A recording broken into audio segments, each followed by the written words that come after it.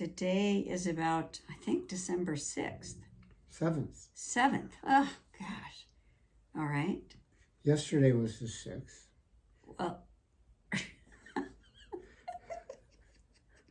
I said today's video, right, is about December 6th. And you said no, the 7th. No, you said... Today's video is about the 6th. Is what I That's said. not what I heard. Well, that's what I said. Well, we'll let other people decide. I think you should leave this in there. You think I should leave it in? No, I think you shouldn't. Oh, I think we should. Okay, well. Okay. You can determine what I said. Well, we're going to talk about yesterday. Yes. And yesterday, we think, was the 6th. And today is the 7th, therefore. So we got up, we had breakfast yesterday. Mm-hmm. Don't have any pictures of it. Trust me, it was good. And then we got on the road to go to a place called Bethany Beyond the Jordan. Right.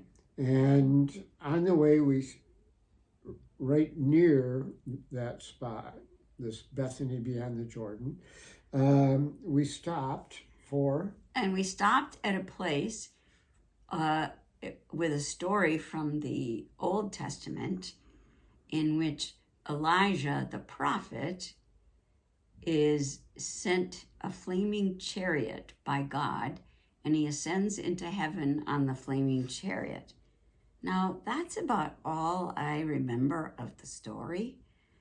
So those of you who are interested might look up Elijah and see what it is. But this was the spot that's been identified from which he ascended to heaven. So there's a few churches there and a tower there, and that's about it. Right. And then it's supposed to be, of course, a very special place. Um, And then it was to Bethany Beyond the Jordan, meeting the Jordan River. So this was the place where presumably St. John baptized Jesus Christ. And it was after that Jesus Christ began his ministry. And so, at least according to our guide, this is the birthplace of Christianity. And there was a big brouhaha about which side of the Jordan River this whole thing took place. And so he was citing all this all this biblical and testimonial and literary stuff that described where the baptism took place. And the reason is that when you go down to the Jordan, the Jordanian side is where he claims that Christ was baptized, and the other side is where the Israelis claim that he was baptized. Mm-hmm. And it looks like the Israelis have built a small industry over there. And the Jordanians haven't, but the Jordanians feel fairly slighted in this. And now there's these big churches going up. And am I making too much of this?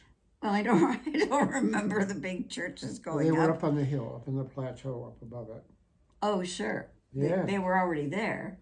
Right. Anyways, so this is presumably where St.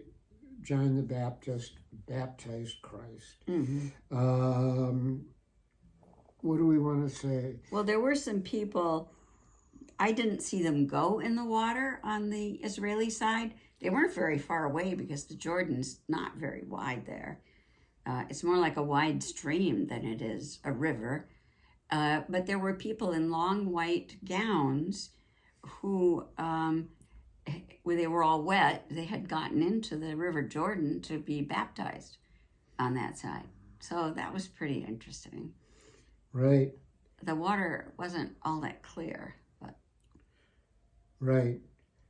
And on the Jordanian side, for what it's worth, there were these ruins of churches going back through Byzantine periods, and they fit the descriptions of early writings and so forth. So we think, or I think, it was the Jordanian side, Bethany Beyond the Jordan, because it was on the other side of the Jordan, on the east bank of the Jordan. And we decided not to go for a swim. yeah, we did touch the Jordan River, though, just because it seemed like a moving thing to do, sort of a spiritual thing to be at the Jordan River. I also think that he said that Pope John Paul identified the place where Elijah went up, and I think he identified the Jordan side as the side where Jesus was baptized. Right. So they're on the Pope is on their side. I think you're right. And, there was this one church ruin with a baptistry that was set upon 4 pillars, just the way it was described. Mm-hmm. Anyways, so yeah, the Jordanians have got it, the Israelis, meh. From there, some of the group went back to the hotel to enjoy a spa day. We decided to continue on and go to the city of Amman, which is the capital of Jordan. Mm-hmm. And it was a very interesting trip. Do you want to talk about it, or? Well, I think part of what made it interesting, it was originally built on 7 hills. It's very hilly. And now it says it spreads out through 21 hills. There are no big skyscrapers, really, at all. And all the buildings are sand colored and not real high. So it's kind of amazing to look out. And as far as the eye can see are all of these maybe 3- and 4-story homes that are going up over the hills. It's very cool looking. It is. Mm-hmm. And so that part was really neat. I think I'm getting ahead of us, but when I say that we went to a place called the Citadel, which has been up on a hill. Let's hold off on that. Okay. And because you are getting ahead of our notes, because we had lunch. We did. You can't forget lunch here, right? Okay, so lunch, our guide told us, was at his favorite restaurant in Amman, and that it would probably be the best food we would have on the whole trip. So that was pretty exciting. So we went in with a lot of anticipation, and it was really good. They brought in all these appetizers in small dishes, some of which I wasn't even sure what they were, but there were vegetables and tomato dips and all kinds of things. And hummus, baba ganoush. Yeah, they had kibbe that they put on your plate. Yeah. And some kind of dough with lumps of cheese on the inside. And Moutable. Is that what it was called? Well, that was the other baba ganoush, the other eggplant. Oh, the one that's sort of smoky tasting. Right. Yeah. So that was all good, and then the best thing was the bread.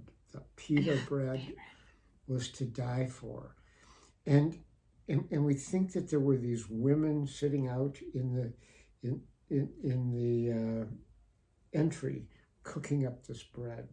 Anyways, it could have been them. Could have been in the big kitchen, but the pita bread was really fresh, and it was sort of like a long, elongated piece of bread, and it was blown up in the center, so it was like a balloon. Yeah, sort of like a balloon, and so the outsides were thin and warm and crispy, and oh my gosh, that was so good. And then you put it in these various dips that they had given us, so that was really excellent. And then the main course was lamb and chicken kebabs. And I can't remember, were there grilled, I'm sure there were grilled vegetables. They usually I think so. have that.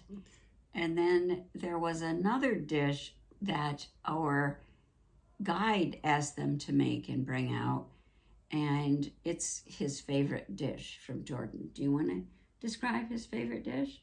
No, I want you to. No, okay. So it was lamb. It can be made with chicken too, but it was lamb on the bone, and it goes into the pot. Then they put grilled veggies on. Then they put, and they cook that, and then they put rice on top, and then they put yogurt, and they must put something to plump up the rice, because the rice is not cooked. They cook it then cook it all in the pot. And then they take the pot and they turn it upside down and bring it to the table with more of a spiced yogurt dip to pour over what is the lamb and the rice. And it was really delicious. The yogurt dip was, was runny. It wasn't like a smooth, thick yogurt, and it was delicious. Was there dessert? I don't remember a dessert. Yeah, they brought something out. I can't even remember what it was. We've been so saturated. If there was one, food. You'll see a picture of it. There was a dessert, but I can't remember even what it was. So, yeah. So, okay, great meal. From lunch, we went to a place called the Citadel, and this is a mountaintop right in the middle of Amman, and there's all sorts of archaeologic remains up there that go back all the way to the Neolithic period. Mm-hmm. They had so 9,000 years ago, and burials in caves. Yeah. Right. Yeah. And Roman temples, a Hercules up there, and so what do I say in my notes? There were things up there from Neolithic period to the Bronze Age to the Iron Age to the Classical Greek period and the Hellenic period, Roman, Byzantine, all the way up. Mm-hmm. Crusader stuff, all the way up to the present. So mm-hmm. It's one of these places that's just been continuously occupied and where history has been. And so we walked around up there and got a spiel about it and went to a museum.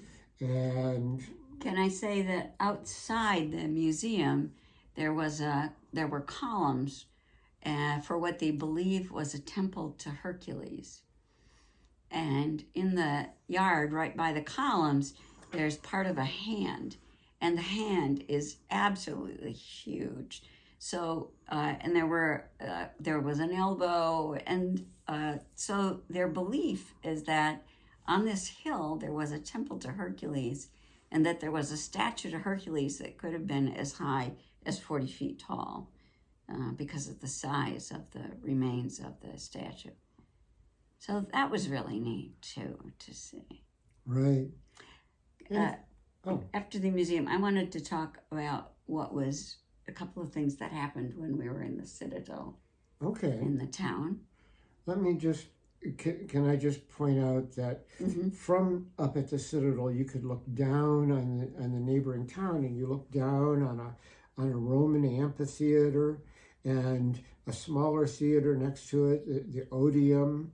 So, yeah, there were ruins everywhere. Mm-hmm. And in the museum, they have one of the oldest representations, man-made representations of a human, as far as sculpture.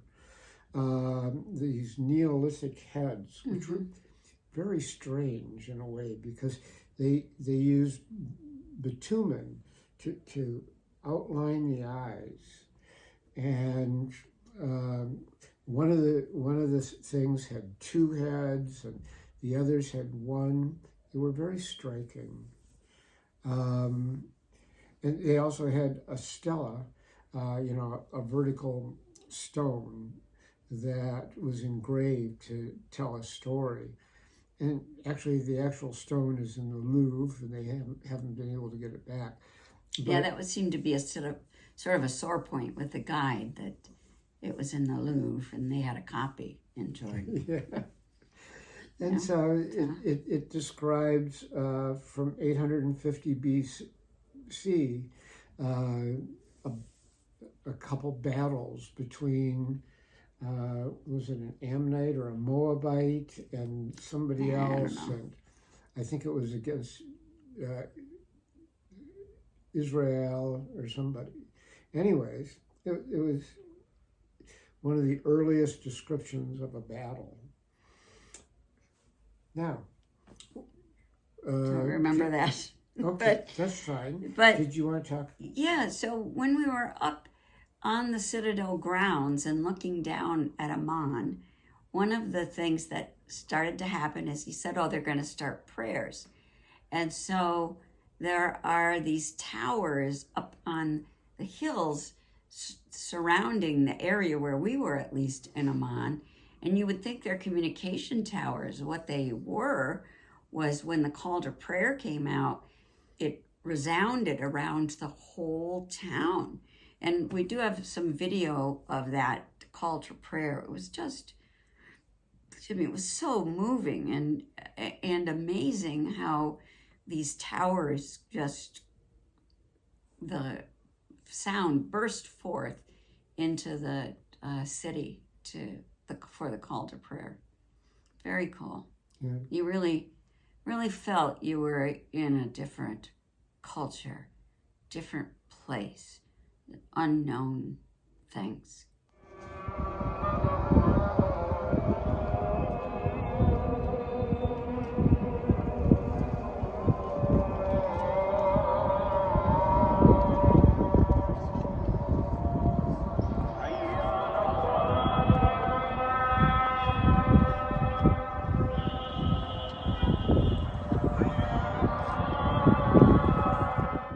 And to give you an idea, just Terry had talked about how it had spread out over 21 hills. It's over 4 million population, so it's a big population. Yeah, and it's where the majority of the Jordan people in Jordan live, because so much of the country is desert-like. So there are a few major towns, and that's about it. The rest of people who live in the country, many of them really have a hard time scraping by. So yeah, from the Citadel, we went to the Souk, to the market, and that was really a kick. It was mostly it was mostly fruits and vegetables and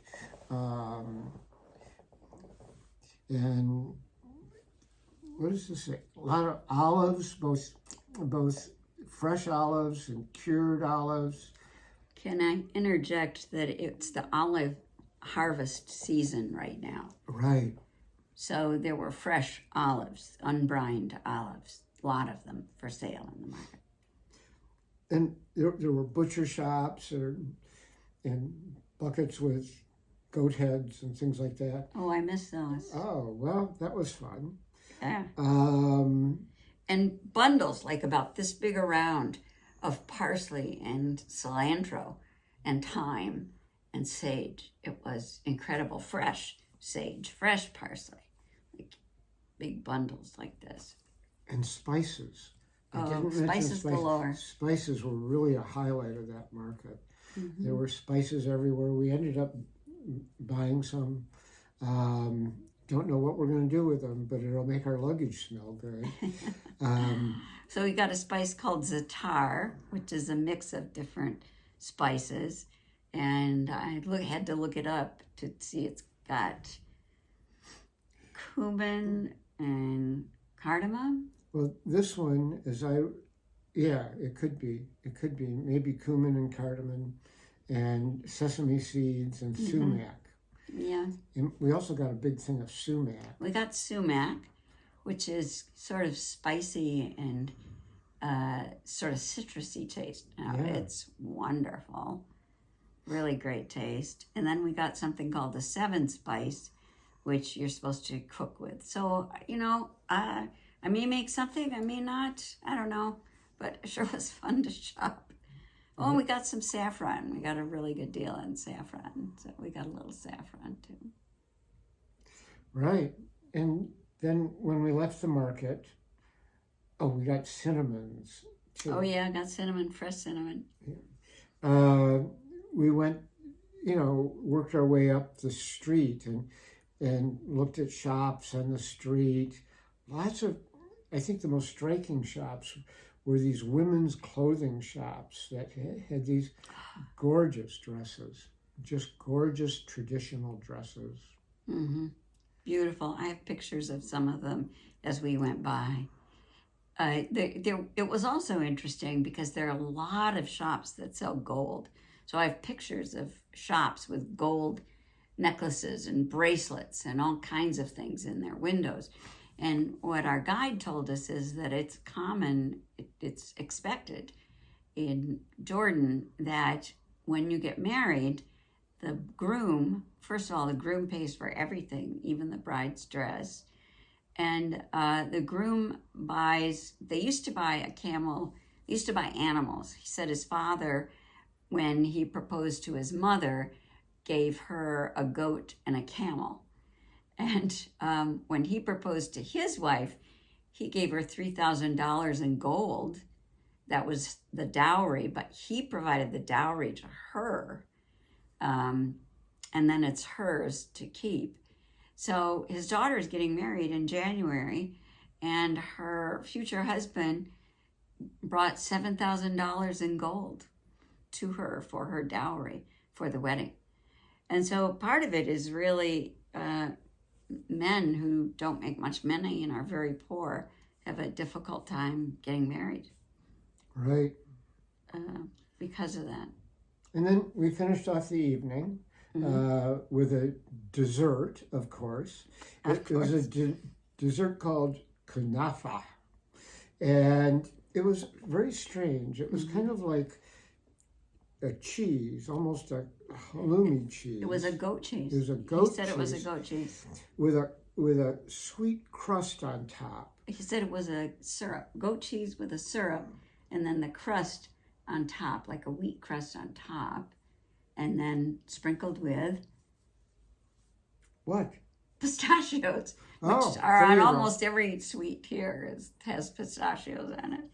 And so it's sprinkled with pistachios. So he stopped at a street vendor, which there was a line, and he said it's the most popular vendor in Amman. They have like 4 or 5 street vendor shops, and so it was good. It was a real mix of the cheese was not sweet, but the syrup was, and then the crustiness on top. So Right. I couldn't eat it all. It's too rich. But Right.